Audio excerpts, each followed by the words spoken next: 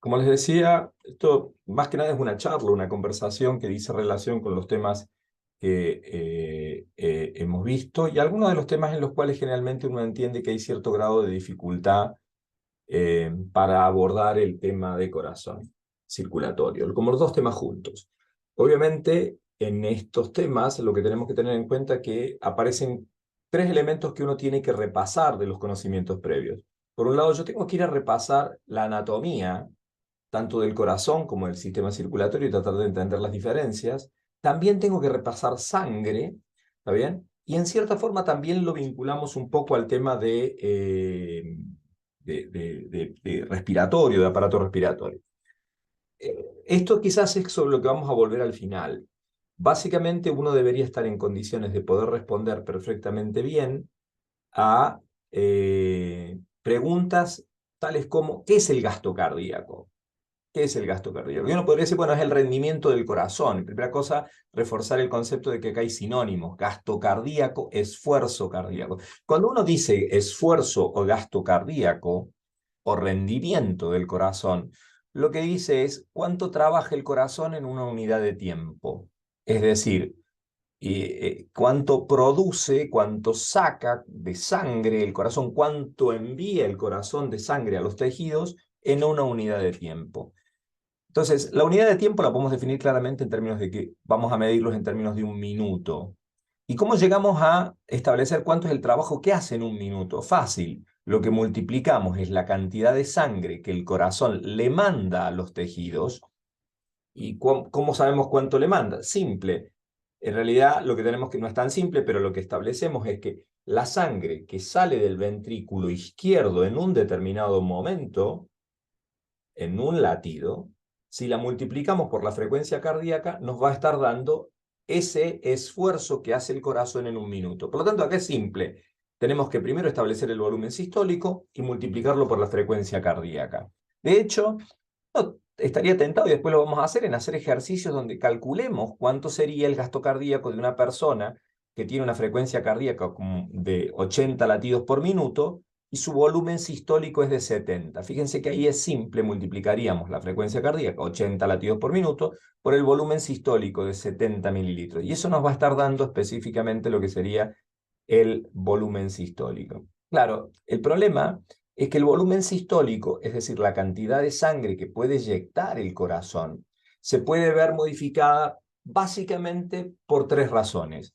Por la precarga, entendida la precarga como cuánto se llenó la bomba. Eso es precarga. Cuánta sangre recibió el corazón. Y obviamente hay factores que la afectan a la precarga y lo vamos a ver. Pero la precarga está directamente relacionada con cuánta sangre le llega al corazón, se llena, obviamente en el momento de la diástole, para poder, cuando tengamos un latido, sacar esa sangre. Después está la potencia de contracción. ¿Con qué fuerza el corazón puede contraerse para sacar la sangre? Y lo final, si entendemos que es una bomba, es la resistencia que tendría la bomba después de la bomba, donde tiene que mandar la sangre, y a eso le vamos a llamar poscarga. Entonces, estos son los conceptos básicos. Este gráfico sobre el que vamos a volver,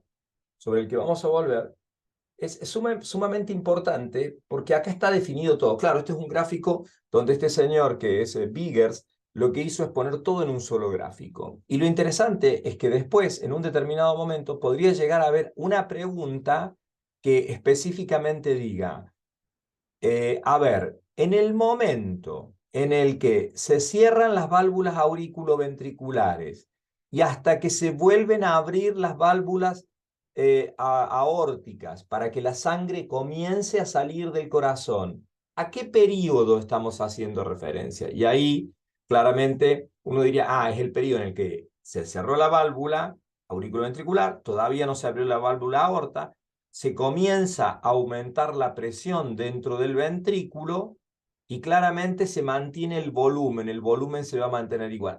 Eso es el periodo isovolumétrico, el volumen es el mismo. Claro, pero la particularidad es que este periodo en el cual se mantiene el volumen sin cambiar, el volumen de sangre no cambia porque todavía no se abrieron las válvulas aórticas ni la pulmonar, es el periodo en el que aumenta la presión. Entonces es la sístole. y por lo tanto hablamos del periodo isovolumétrico sistólico, antes de la eyección de sangre. Entonces, esa, por ejemplo, podría ser tranquilamente una pregunta que uno diga, mientras se cierra, después de que se cerraron las válvulas, ya antes de que se produzca la apertura de la válvula aórtica, ¿en qué periodo del ciclo cardíaco estamos? Y claramente uno mira esto y dice, ah, esta es la contracción isovolumétrica. Claro, porque, o dicho de otra manera, otra cosa que uno podría preguntar sumando cosas es, a partir del momento que se hace la apertura de la válvula aórtica, ¿está bien? Apertura de la válvula aórtica, en la cual se observa una caída del volumen ventricular, una caída del volumen ventricular, hasta el momento en que se cierran las válvulas aórticas o pulmonar. ¿A qué periodo corresponde esto, pensando en el diagrama de Vickers? Y alguien diría al periodo de eyección. ¿Se entiende cómo se lee esto? Sí, sí, Belén, tal cual. Camilo, ¿me seguiste ahí?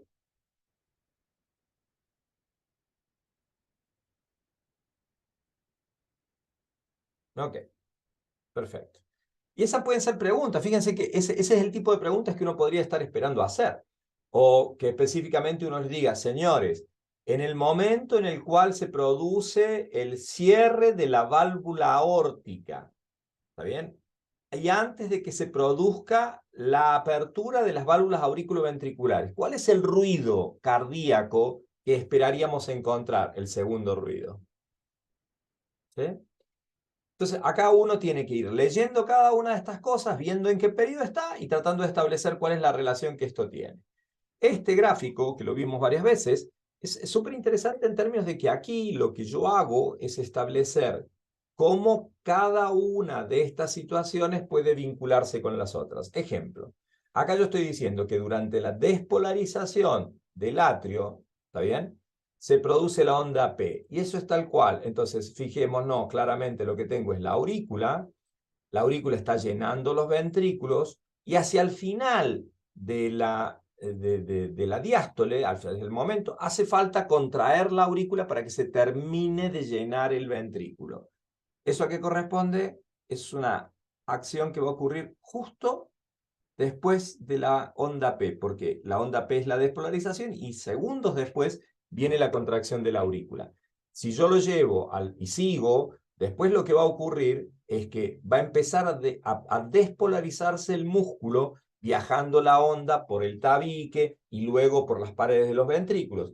Y eso va a generar el QRS, ¿no? Con una explicación muy buena, y yo los llevaría a que miren muy detenidamente el video, préstenle mucha atención al video, a los videos que les puse como referencia, porque ahí se explica muy bien, incluso uno lo va viendo en el instante que sucede. Pero lo concreto es que la despolarización del ventrículo es el QRS, y en ese momento, cuando se produzca esa contracción, el aumento de presión dentro de la cámara va a hacer que se cierre la válvula aurículo-ventricular. Se va a cerrar la aurículo-ventricular.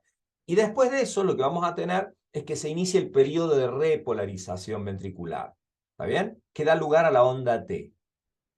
Y finalmente, cuando pase este periodo, estoy hablando de que se da a la diástole. Por lo tanto, estoy en ese periodo de tiempo. Acá, la otra cosa que tenemos que entender es que, porque hablamos de que, por un lado, teníamos la precarga, ¿no? Que es toda la sangre con lo cual se va a llenar el corazón para que la bomba pueda contraerse adecuadamente. Por el otro lado, lo que tenemos es que tenemos algo que se llama contractibilidad, que es la fuerza con la cual el corazón se contrae para expulsar la sangre.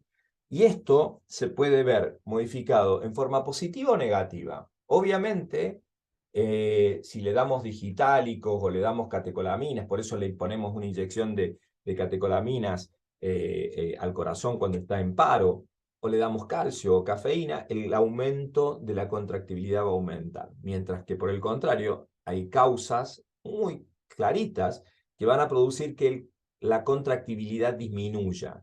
Entre ellas tenemos la hipoxia, la hipercapnia, los beta bloqueantes. Pero fíjense que lo interesante acá es que la acidosis va a hacer que la contractibilidad baja. Y por lo tanto, si baja la contractibilidad, yo les preguntaría, ¿qué va a caer si baja la contractibilidad?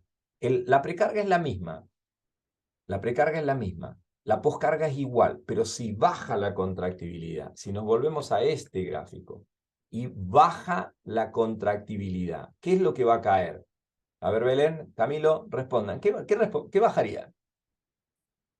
Va a bajar la potencia de contracción. Bien, Belén. Bien. Bien, bien. Perfecto. Perfecto. Lo que va a estar cayendo es el volumen sistólico. ¿Se entiende? Si cae esto, automáticamente cae esto.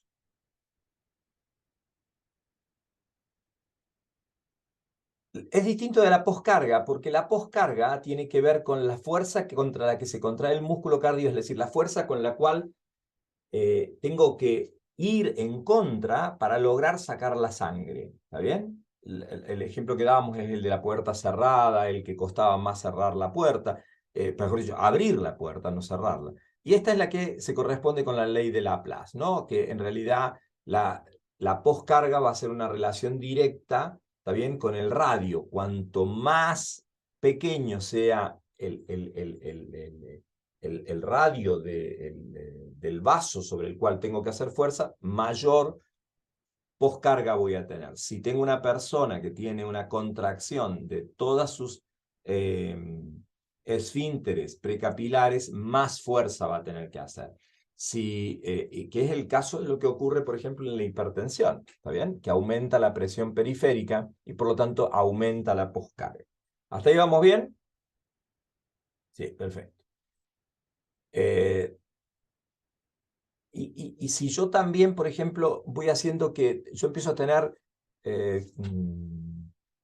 cardioesclerosis, es decir, mejor dicho, empiezo a tener una arterioesclerosis más que cardioesclerosis, lo que voy a estar haciendo es que todas esas placas van a estar disminuyendo el radio de los vasos y por lo tanto va a aumentar claramente la resistencia y por lo tanto me va a aumentar la poscarga, ¿no?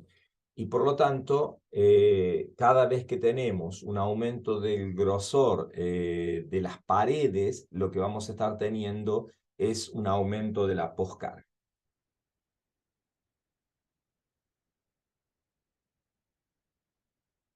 Una de las cosas que tenemos, que se da como un ejemplo clarito, es que es este, ¿no? Si yo tengo una persona que tiene una deshidratación severa, que le cae el volumen de líquido celular, ¿qué va a pasar con el gasto cardíaco? Va a disminuir por la disminución de la precarga, va a aumentar por aumento de la precarga. ¿Cuál dirían que es? Si pusiéramos esta pregunta estrictamente en la prueba, tal cual, lo que vamos a tener es que vamos a tener una disminución de la precarga, ¿está bien? Porque el líquido está disminuido porque está con una deshidratación severa.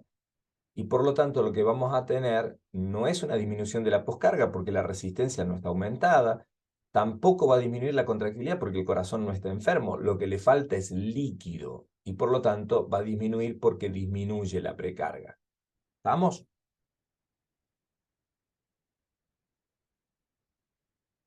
El otro ejemplo, si tenemos una crisis hipertensiva con una presión arterial de 120, 190, 120, es decir, está con mayor presión. ¿Qué es lo que vamos a tener? ¿Qué es lo que vamos a tener en este paciente que tiene un aumento de la resistencia periférica? Y claramente lo que vamos a estar teniendo es un aumento de la poscarga. ¿Está bien? Vamos a aumentar la poscarga porque específicamente es lo que va a suceder. El rendimiento cardíaco o gasto cardíaco tenemos que entenderlo como sinónimo. Eso es súper importante que ustedes lo vean así. Es lo mismo. Eh, pero sí tenemos que tener en cuenta que el volumen, es decir, lo que vamos a estar teniendo en cuenta aquí es que yo voy a estar teniendo que vencer la presión arterial para eyectar sangre. Y por eso hablamos de que el volumen sistólico es, va a estar relacionado con la cantidad de sangre que al final de la diástole, el volumen de fin de diástole, se encuentre dentro del ventrículo, ¿está bien? y yo lo que voy a generar sobre eso es una presión, y lo que voy a estar haciendo es que parte de esa sangre no va a salir, que va a quedar en el corazón, que son aproximadamente unos 50 mililitros, y el resto es lo que voy a inyectar. Y eso es el volumen sistólico. El volumen sistólico no es lo mismo que el gasto cardíaco. El gasto cardíaco es en un minuto, el volumen sistólico es único, y esto es súper importante que ustedes lo tengan en cuenta. Claro, por ejemplo, uno debería decir, después de todo esto, uno debería decir, ¿cuál es la fracción de eyección del corazón? Y si yo les preguntara cómo hacer el cálculo de cuál es la fracción de eyección del corazón, recuerden que lo que dijimos es que lo que teníamos que tener en cuenta era que, por un lado, yo tengo una cantidad de sangre que expulso y tengo una cantidad que queda. ¿Está bien? Por lo tanto, la fracción de eyección es esa cantidad de sangre que soy capaz de sacar, a la cual le tengo que, para lo cual tengo que saber el total de la sangre que hay dentro del corazón. Entonces, cosas simples. Gasto cardíaco es volumen sistólico por la unidad de tiempo. Generalmente lo medimos en términos de minutos. La fracción de eyección es el porcentaje de sangre bombeada desde el ventrículo lleno por latido. ¿Está bien? Esa es la fracción de eyección, que se calcula con el volumen sistólico dividido el volumen de final de diástole. Ahora, quédense tranquilos que sobre esto no va a haber ninguna pregunta en este caso concreto. Y esto hacemos el ejercicio para poder determinar cómo son los distintos buques que tenemos. Cuando hablamos del... ¿Vamos bien ahí, Camilo? Hagamos una pregunta. Camilo, ¿cuál es el tema que te costaba? Escribímelo ahí. Vamos a ver dónde, voy a hacerlo un poco más práctico esto.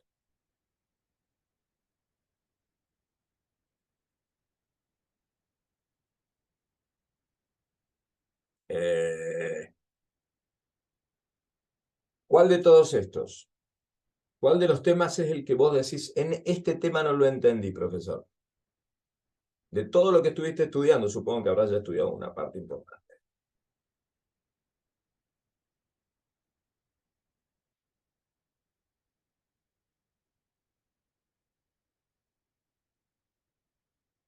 Belén hace lo mismo.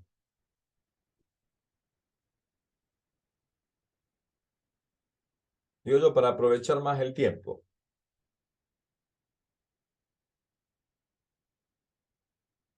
Vamos a avanzar lo del electrocardiograma. Ok. En realidad, vamos a hacer una cosa, espérate.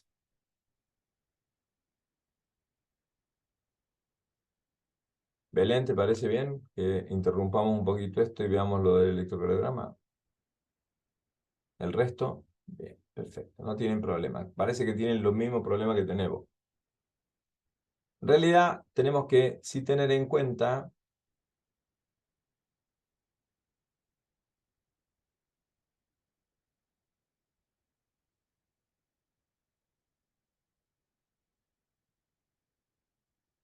Ok.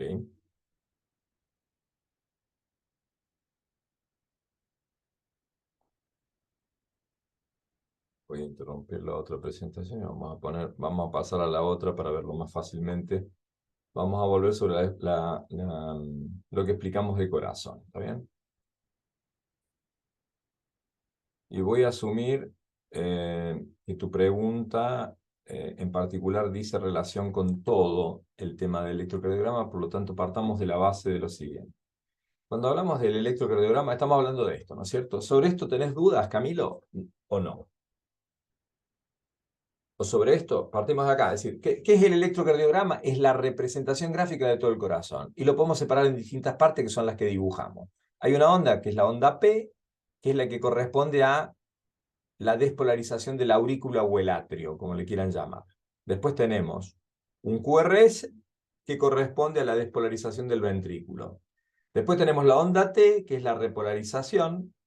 Después tenemos algo en lo particular que es un periodo de tiempo y tenemos que hablar de los periodos. Y los periodos son, por un lado tenemos este segmento PR entre el disparo de los nodos sinoauriculares y el nodo auricular. Este segmento que va desde acá hasta acá habla del retraso de la transmisión del impulso entre la aurícula y que llegue al ventrículo. Está muy bien explicado en el video que les dije que tenían que ver. Esto, ahí, Camilo, mi recomendación es, más allá de que yo te lo explique ahora, mira el video para que entiendas cómo esto. Después teníamos, viene la despolarización del ventrículo y de nuevo hay un segmento que se pone plano el electrocardiograma.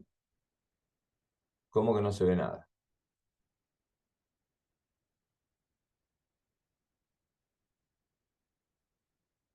Un momento.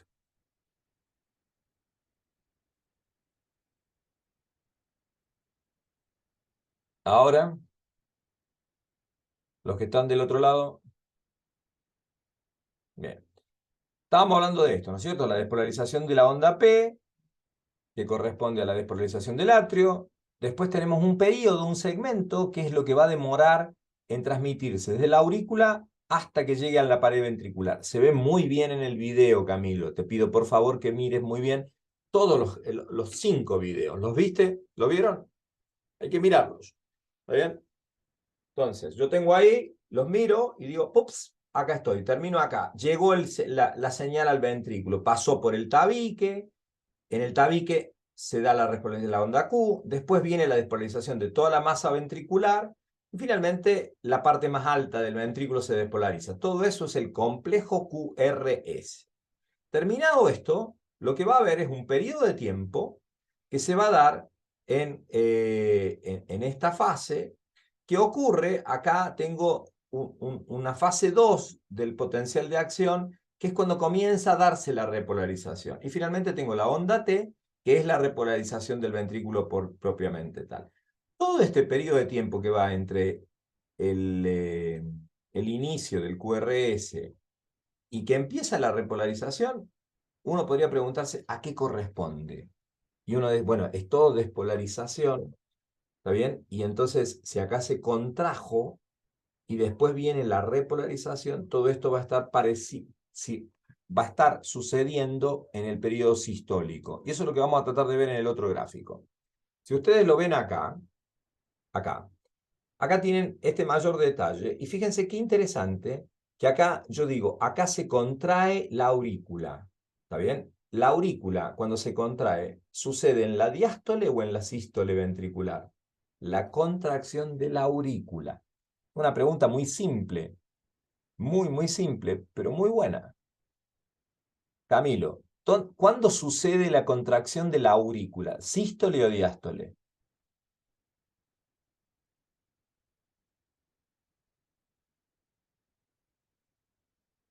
En la diástole, en la diástole, en la diástole.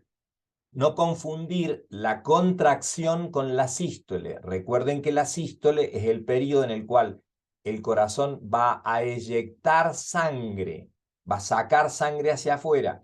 Y la aurícula se contrae para llenar el ventrículo. Llenar el ventrículo. Es el último empujoncito de sangre para llenar el ventrículo. Y por lo tanto es súper importante tener en cuenta esa diferencia. Mientras que la contracción ventricular que va a suceder desde que empieza el QRS hasta que la onda T llega a su punto más alto, tiene que ver estrictamente con un proceso que es precisamente el proceso de la sístole. Vamos a tratar de verlo con mayor nivel de detalle.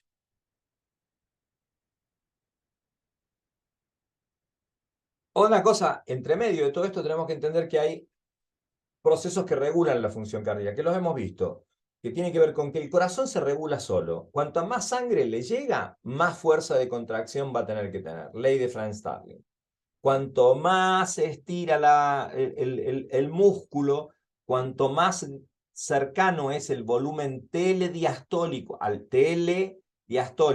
final de la diástole, más se distiende el corazón, con más fuerza se va a contraer. ¿Está bien? El tema tiene que ver ahí específicamente con la fuerza de contracción. Y esto tiene que ver también con cómo se regula el corazón. El corazón dice, me está llegando mucha sangre a la aurícula. Le levantaron los pies a la persona. Le levantaron los pies. Y por lo tanto, toda la sangre que estaba en los miembros inferiores fue a parar a la aurícula derecha. Se hincha la aurícula derecha y al hincharse la aurícula derecha, el corazón dice, ups, me llegó mucha sangre, tengo que aumentar la frecuencia cardíaca. ¿Está bien? Son respuestas normales en la autorregulación. De hecho, uno podría hacer esa pregunta, les podría preguntar, ok, en una situación donde a una persona se le aumenta la precarga, como por ejemplo cuando a un accidentado se le elevan las piernas. Pensando en la autorregulación pensando en cómo se regula automáticamente el corazón, le estoy aumentando la precarga, está llegando más sangre. ¿Qué es lo lógico? Que la bomba saque más sangre más rápidamente, que la bomba lata, la bomba funcione más rápido. ¿Y cómo lo hacemos? A través de la frecuencia cardíaca. Por lo tanto, la autorregulación aumentaría la frecuencia cardíaca. ¿Se entendió? ¿Ahí? Por otro lado, tengo otra regulación, que es la que me da el sistema nervioso autónomo. Y el sistema nervioso autónomo, como vieron, está arriba, ¿no es cierto? En el cerebro. ¿Está en el cerebro, en la parte superior, o está en otra estructura distinta? Está en una estructura distinta, está más bien a nivel del tronco encefálico. ¿Está bien? Y específicamente, ahí hay un nombre que lo tienen que ir a buscar, porque puede haber preguntas que le digan, ¿dónde está el centro regulatorio? ¿En qué parte está el centro regulatorio? Si leen el texto básico, está explicado muy bien. Y está ahí. Ahora, en ese lugar está la regulación simpática y parasimpática. Y la otra cosa que tienen que tener muy claro es que el simpático va a acelerar la frecuencia cardíaca y el parasimpático la va a desacelerar. ¿Sí? Y ese es el efecto de regulación. Y después estábamos los efectos de regulación que tienen que ver con que si de pronto, por ejemplo, a alguien se le da una cantidad excesiva de potasio, ¿qué es lo que va a pasar con el corazón? Y va a aumentar flacidez, va a decir, va a bajar la contractilidad, se va a dilatar, va a haber disminución de la frecuencia cardíaca, porque va a haber encima, va a disminuir la excitabilidad cardíaca. Y por lo tanto, automáticamente ahí lo que vamos a tener es una disminución de la contractibilidad. ¿Está bien? Va a disminuir la fuerza con la cual el corazón se contrae, porque aumenta la flacidez. ¿Está bien? Y eso lo que va a producir es que de las tres cosas, precarga, ¿está bien? Precarga, contractibilidad y poscarga, la que se ve afectada es la contractibilidad. ¿Está bien? Lo mismo pasa con el calcio. Si tenemos una persona que tiene, por alguna razón, le generamos una caída en el calcio en sangre, ¿está bien? O le aumentamos el calcio en sangre. Hablemos de lo positivo, le aumentamos, una persona que tiene un tétano, que tiene mucho calcio en sangre, esa persona va a tener una contracción sostenida del corazón, va a aumentar su contractibilidad. ¿Está bien? Entonces, fíjense cómo ahí estamos hablando de distintos temas que regulan. ¿Me siguen hasta ahí? Belén, Marina, perfecto. Ok. De este otro lado, Kiara, hasta Camilo, ¿sí? Perfecto. Esto es lo que estábamos hablando. ¿Está bien? Esto específicamente. Nosotros tenemos un centro cardiovascular que lo tenemos ubicado en ese lugarcito. ¿Está bien? ¿Ok? Y que ese centro lo que va a estar haciendo es, por un lado, recibiendo señales que le vienen del cerebro, ¿está bien? Que pueden aumentar. Por ejemplo, claro, si ustedes dicen, bueno, pero pues yo puedo recibir una señal que venga del cerebro e incremente mi frecuencia cardíaca, por supuesto, cuando ustedes están con un estrés o cuando están apasionados, su frecuencia cardíaca aumenta. Y eso viene de la corteza cerebral, del lóbulo límbico y del hipotálamo, del lóbulo límbico específicamente con las emociones. ¿Está bien? También puede venir a punto de partida de distintos sensores, que pueden ser los sensores de movimiento. Cuando ustedes empiezan a correr, automáticamente va a aumentar la frecuencia cardíaca. Y eso tiene que ver con que hay sensores que le dicen al cuerpo, aumentó la necesidad de oxígeno en sangre del músculo y por lo tanto aumenta la frecuencia. De quimiorreceptores, ¿por qué? Porque aumentó el nivel de dióxido de carbono en sangre, tengo que aumentar. Fíjense cómo esto va a estar muy relacionado con lo que vamos a ver después cuando vemos respiratorio, pero concentrémonos ahora simplemente en lo que estamos viendo de corazón. Los vasoreceptores, si la frecuencia, si la presión arterial aumenta mucho y por lo tanto está aumentando la poscarga, también voy a aumentar la frecuencia cardíaca. ¿Está bien? Y las respuestas sí, las respuestas que voy a tener siempre las voy a tener con dos salidas. La salida simpática y a través del nervio vago o parasimpático. La del simpático que aumenta la frecuencia cardíaca y aumenta la contractibilidad. ¿Cómo aumenta la frecuencia cardíaca? Lo hace con un incremento en la tasa en la fuerza, lo voy a decir en simple, aumenta la despolarización del nódulo sinoauricular. ¿Se acuerdan cuál era el nódulo sinoauricular? El que estaba arriba en la aurícula, que es el que maneja la frecuencia cardíaca normal. Ese, ¿está bien? Tiene una tasa mayor de despolarización y por lo tanto aumenta la frecuencia cardíaca. Y también aumenta la contractibilidad, la fuerza, el estímulo simpático, fundamentalmente a nivel de la aurícula. Y eso lo que produce, si aumenta la contractilidad al final, cuando tengo que llenar el ventrículo, que eso permite que se llene mejor el ventrículo y por lo tanto aumenta la cantidad de sangre que voy a eyectar, ¿verdad? Por el contrario, el nervio vago lo que hace es disminuir la capacidad del nódulo sinoauricular de excitarse y por lo tanto baja la frecuencia cardíaca. ¿Hasta ahí vamos bien? Porque en realidad teníamos que hablar del electrocardiograma, ¿está bien? Y del electrocardiograma, lo que vamos a tratar de entrar a ver, que lo vamos a ver ahora, es que acá estábamos viendo esto de bomba, me voy a venir acá. Estamos hablando de esto. Esto, Camilo, si te fijas, es lo mismo que vimos antes. Es el electrocardiograma. Y lo que estamos viendo es en qué momento esto va sucediendo. Es decir, la onda P, asociación rápida, despolarización del atrio, despolarización de la aurícula. En la sístole, no es en la sístole. Porque estoy hablando del llenado, estoy hablando de que esto es en la diástole.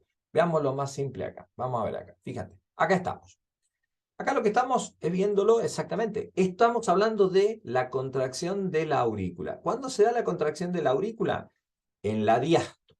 Fíjate que, para que no se confundan, este periodo de tiempo que está acá es igual a este mismo periodo de tiempo que está aquí, ¿no es cierto? Entonces acá tenemos, esto es diástole. ¿Qué sucede durante la diástole? Se dio unos segundos antes la onda P. Se llena el ventrículo. Se llena el ventrículo. Y por lo tanto, como se está llenando el ventrículo, está aumentando el volumen dentro del ventrículo. Está aumentando el volumen.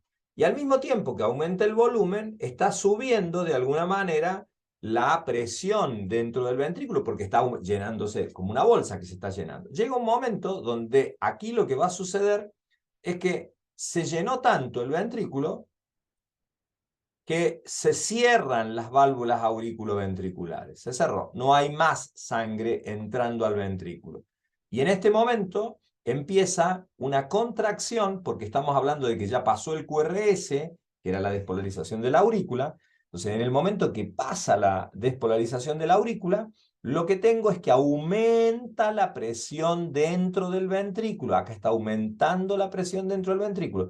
Y va a aumentar, aumentar, aumentar, hasta que llegue un momento en el que, justo en el momento en que la presión dentro del ventrículo supera a la presión mínima de la aorta, se abren las válvulas auriculoventriculares, perdón, la válvula aórtica y la válvula pulmonar, se produce la eyección de sangre, sigue aumentando la presión, el corazón se está contrayendo, hasta que llega un punto máximo, la máxima fuerza con la cual pudo sacar sangre el ventrículo. Esta parte que está sucediendo acá corresponde con este periodo, el segmento ST, ¿está bien? Que es el periodo en el cual el corazón está eyectando la sangre, ¿está bien? Hasta que empieza la repolarización, ¿está bien? Y acá lo que hay es que se abrió la auriculoventricular, la aórtica y la pulmonar, sale sangre con mucha fuerza, después empieza a bajar la presión, porque ya saqué toda la sangre, y por lo tanto acá lo que tengo es que se va a dar. Entonces, si yo te vuelvo a preguntar, la onda P, ¿a qué en términos del ciclo cardíaco? ¿Corresponde a la sístole o a la diástole? Es la aurícula. Estoy llenando el ventrículo. Diástole. Después, se cierran las auriculoventriculares. Se cierran las auriculoventriculares. La sangre ya no puede volver a la aurícula. Se abren la aórtica y la pulmonar. Empiezo a eyectar sangre. Sístole, claramente es la sístole. La sístole sigue, pero empieza a caer la presión. Y llega un punto donde la presión en la aorta, la presión dentro de la aorta, es mayor que la presión que tengo dentro de los ventrículos. Y en ese momento, lo que va a suceder, que está aquí, es que lo que vamos a tener es que se va a producir el cierre de la aórtica y de la pulmonar, y va a haber de nuevo un periodo de tiempo donde, si se fijan bien, la presión dentro del ventrículo cae, cae, cae, cae. Pero acá está cerrada la aórtica y la pulmonar, y siguen cerradas las auriculoventriculares. Por lo tanto, aquel volumen dentro del ventrículo es poquito, es muy poca sangre, porque la mayoría la saqué. A ese periodo le volvemos a llamar periodo isovolumétrico, mismo volumen, pero es el isovolumétrico diastólico. ¿Por qué? Porque sucede en la diástole. Es decir, tengo dos periodos donde el volumen del corazón se mantiene igual dentro de los ventrículos. Uno, que es cuando se contrae y todavía no logra abrir la aorta y la pulmonar. Y otro, cuando se cierra la aorta y la pulmonar y todavía no se abren las auriculoventriculares. ¿Se entendió?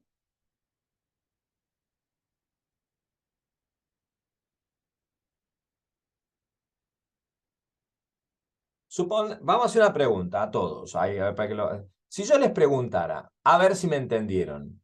Señores, en el periodo isovolumétrico diastólico,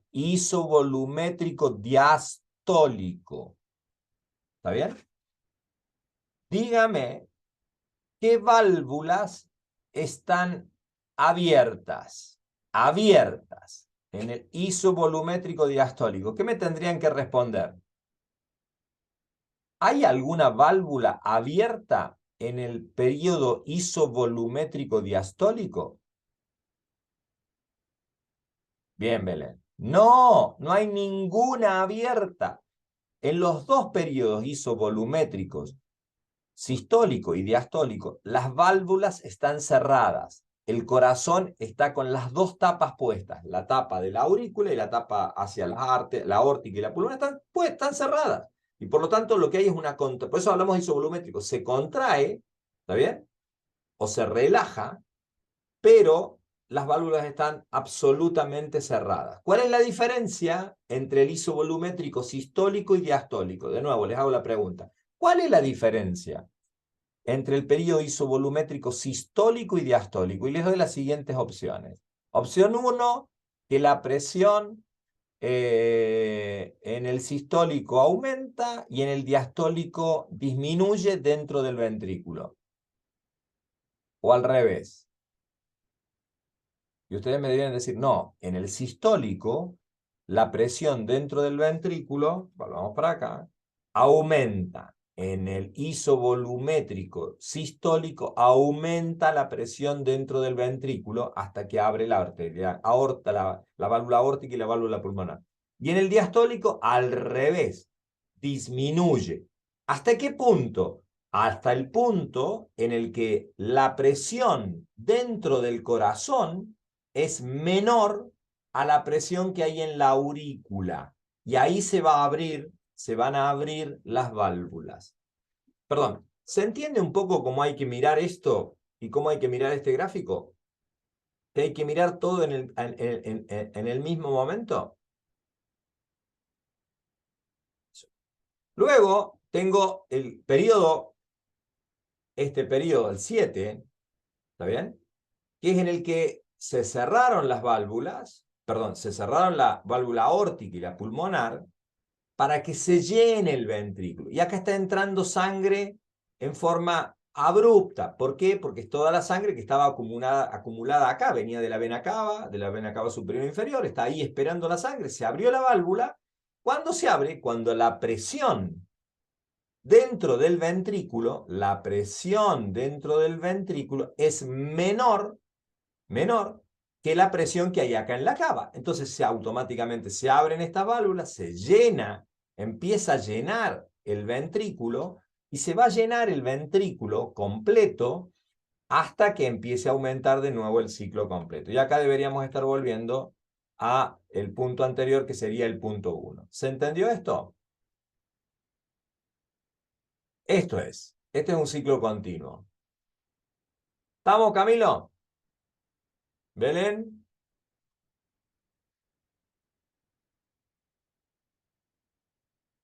Bien. ¿Qué otra cosa, qué otra duda grande tienen? Qué otra duda así?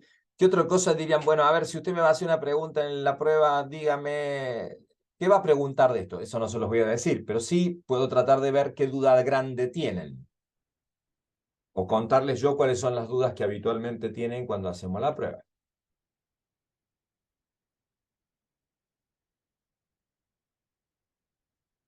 Esto tienen que entenderlo, se los explicamos. Acá vuelvo a insistir con esto, ¿no? Acá tengo que relacionar dos cosas, la presión en milímetro de mercurio y el volumen dentro del ventrículo. Esto es estrictamente lo mismo que esto. Esto es igual a esto, pero lo estamos viendo de otra manera. Les pido por favor, miren, vamos a estar viendo presión, presión. Y esta presión es esta presión, la que está acá, la roja, ¿la ven? Es la presión, ¿está bien? La presión ventricular. Y esto que están viendo acá es el volumen dentro del ventrículo, que es exactamente igual a este volumen que va acá. Entonces vamos a tratar de ir viéndolo de a poquito. Estoy en el punto A. Se abren las válvulas auriculoventriculares. ¿Lo están viendo? Acá, en el punto A. ¿A qué corresponde en el otro gráfico esto? Apertura, no, acá. Apertura de la válvula. Ahí está. No es acá, no es acá. No, porque esto es sístole. Estamos hablando de acá. Apertura de la válvula auriculoventricular. Se abre la válvula auriculoventricular. ¿Y qué ocurre entre el punto A y el punto B? Que el volumen aumenta mucho, pero la presión aumenta muy poco. ¿Está bien? ¿Por qué? Porque esto está sucediendo en la diástole. ¿Está bien? El punto B es el volumen diastólico al final. Acá apenas subió la presión, pero el volumen pasó de 50 a casi 90, 80. Subió muchísimo. ¿Está bien?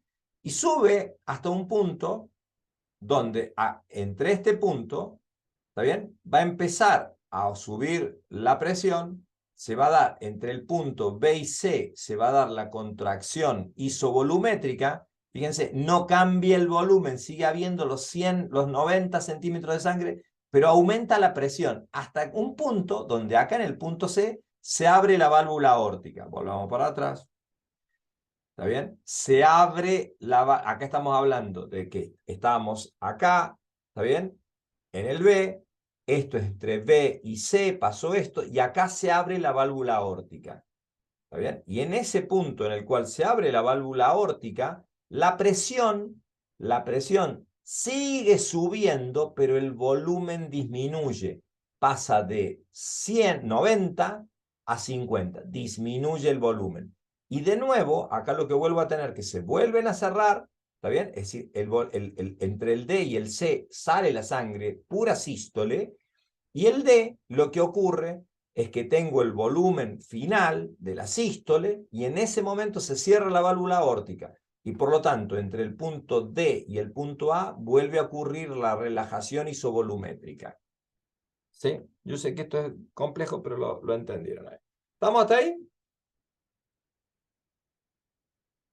Esto, mírenlo porque casi seguro que va a haber una pregunta de esto. Es decir, alguien les podría preguntar, señores, dígame, la frecuencia cardíaca de este señor Lucas es de 110 latidos por minuto durante la prueba y su volumen sistólico es de 50. ¿Me puede usted decir cuánto es el gasto cardíaco de esta persona? Y es cuestión de sacar el cálculo. Si tiene 110 de frecuencia cardíaca por los 70 mililitros, hay que multiplicarlo y así es simple. ¿Estamos? ¿Se entendió? Houston, Houston, ¿lo entendieron? Bien. Kiara,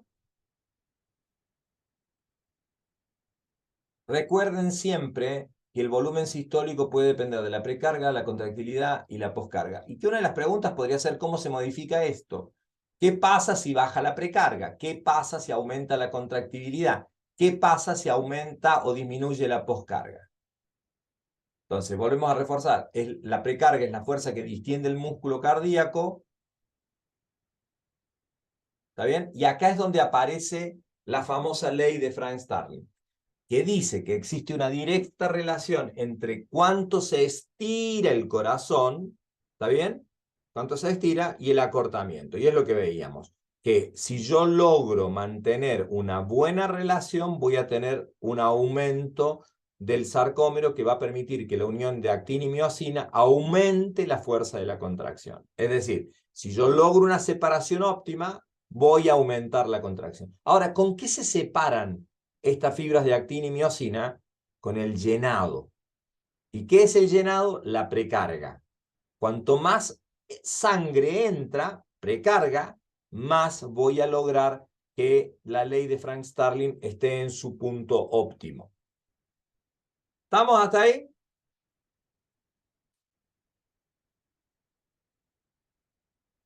De nuevo, acá hay un punto donde les vuelvo a insistir en el tema. La precarga es el volumen al final de la diástole, antes de que se cierre las válvulas auriculoventriculares, antes de que empiece la contracción del miocardio y por lo tanto antes de que se dé si tengo que hablar de la contracción del miocardio, estoy hablando del QRS.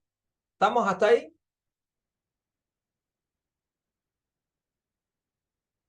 ¿Cuáles son los mecanismos que aumentan la precarga? Que esto podría ser una de las preguntas, me encanta esta pregunta. ¿Cuáles son los mecanismos que aumentan la precarga? En términos de la bomba, la contracción muscular que comprime las venas la contracción de los músculos, porque eso hace que salga la sangre de las venas y las mande a la aurícula derecha, la contracción de la bomba del músculo esquelético. ¿Qué otra cosa aumenta la precarga? Cuando yo inspiro, la inspiración chupa la sangre y por lo tanto también me aumenta la precarga. Por ejemplo, si le meto una transfusión adicional a alguien, ¿está bien? O si, por ejemplo, le aumento, le levanto las piernas, también aumento el volumen de precarga. Y la vasoconstricción, si yo le doy algo que hace que la persona contraiga todas sus venas, acuérdense que el sistema simpático tiene la capacidad de hacer contracción venosa. Por lo tanto, súper interesante porque yo puedo lograr con vasoconstricción del sistema venoso y aumentar la cantidad de precarga. Por ejemplo, lo que sucede cuando estamos estresados. Cuando estamos estresados tenemos una descarga simpática que aumenta la contracción en todo nuestro sistema circulatorio y por lo tanto eso aumenta la precarga. La contractibilidad es distinta, ¿está bien? Es el corazón el que tiene que ser capaz de contraerse y esto generalmente está muy asociado a la cantidad intracelular de calcio, a cómo se lo entrega y cómo se lo saca. Es decir, cuanto más calcio yo mantenga dentro de la célula, más contractibilidad voy a tener. Por eso es que hay drogas que específicamente lo que buscan es aumentar la concentración intracelular del calcio para que de alguna manera esa persona, su corazón tenga mejor fuerza, mejor bomba. ¿Está bien?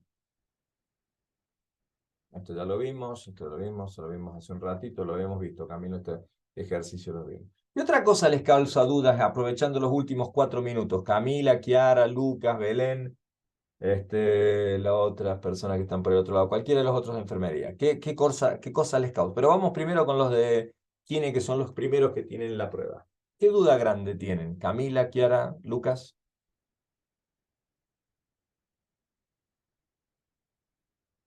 ¿ninguna?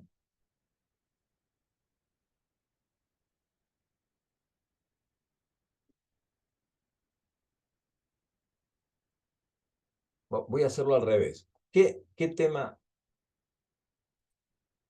¿Ninguna pregunta?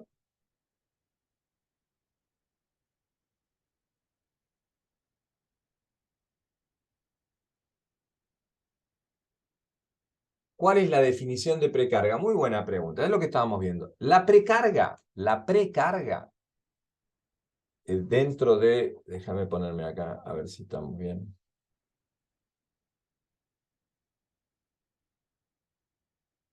Primero repasémoslo en forma simple, ¿no? Vamos a hacer una cuestión. ¿Te acordás que veíamos esto? ¿Están viendo ahí en la pantalla?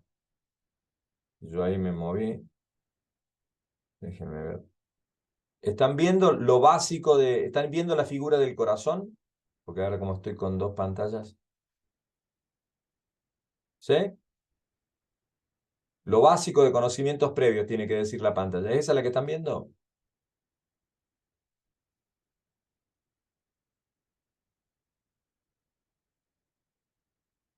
Bien. Precarga. Acá, la aurícula. Lucas, la aurícula. Acá está justo en la aurícula.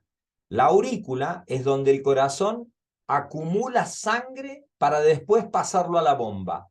Todo lo que permite que se acumule más sangre allí es precarga. Esa es la precarga. Es el cebado de las bombas, no, de la bomba. En una bomba de la piscina, viste que tenés el depósito este que está afuera, eso es la precarga. La cantidad de sangre que le pones a la bomba antes para que se llene el compartimiento, para que pueda contraerse y pueda sacar sangre. Ese es el concepto más simple de precarga. ¿Está bien? Para explicártelo en forma simple. Entonces, si estamos hablando de precarga, estamos hablando de uno de los componentes que actúa sobre el volumen sistólico. Si cae la precarga, si tengo poca sangre que llegue a la aurícula, por ejemplo, en la deshidratación, por ejemplo, hemorragia, en una hemorragia grande, va a bajar la cantidad de sangre que yo le puedo ofertar al corazón para que entre al ventrículo, para que el ventrículo se pueda contraer. ¿Me expliqué, Lucas?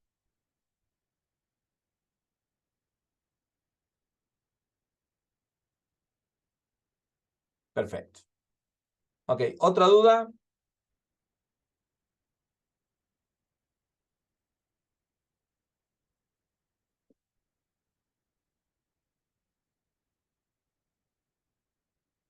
Dime, Kiara, a ver.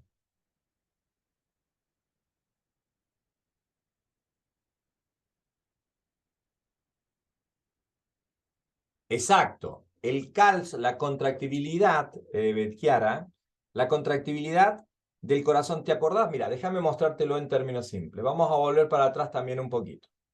¿Te acordás que en algún determinado momento hablamos de que el potencial de acción del corazón era distinto del potencial de acción de transmisión del músculo, de la célula nerviosa? ¿Sí? ¿Te acordás?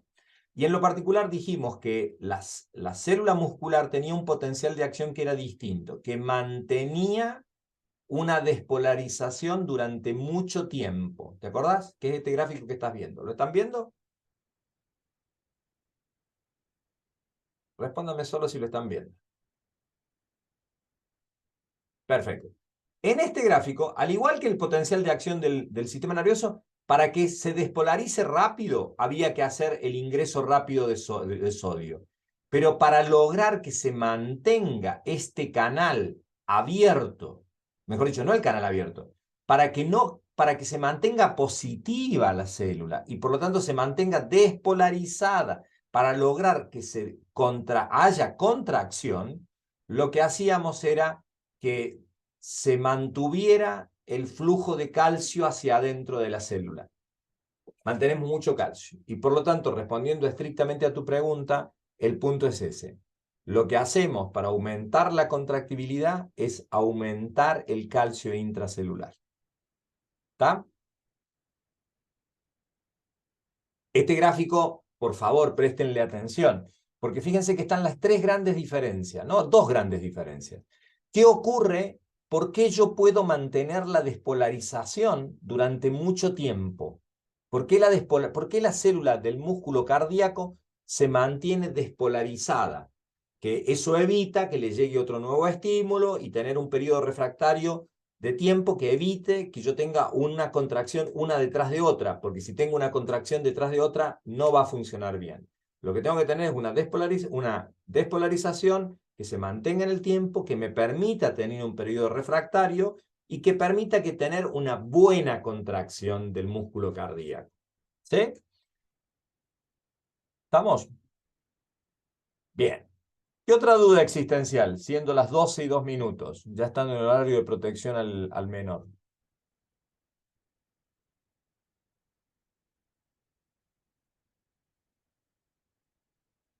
No hay más dudas.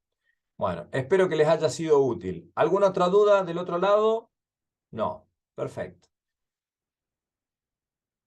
Kiara, Camilo, Lucas,